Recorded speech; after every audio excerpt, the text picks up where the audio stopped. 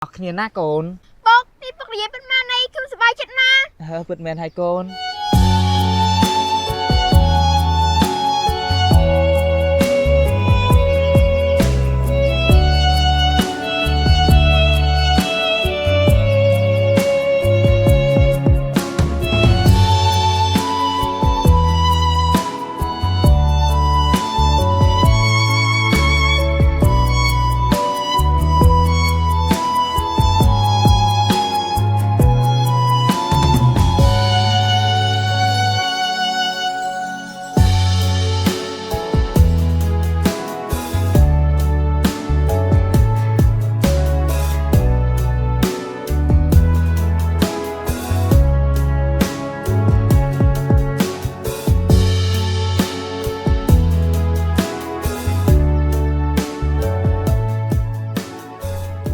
អាកានេះបោកអាវហើយអី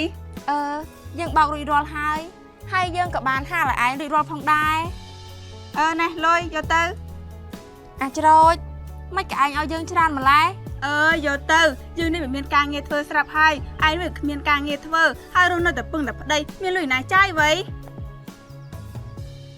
ហើយបានហើយមាត់គ្នានេះវារៀងលឿនព្រោះគ្នានេះវាទើបភ្នែកគ្រួសារខាងប្តីឯងពេកហ្នឹងណាឯងមករស់នៅជាមួយគេនេះឯងនេះដូចធ្វើកាចាស់គេអញ្ចឹងណា អាចរោចយើងអរគុណឯងច្រើនហើយយើងប្រញាប់ទៅផ្ទះសិនហើយព្រោះថាការងារផ្ទះគឺមានច្រើនទៀត តែចាស់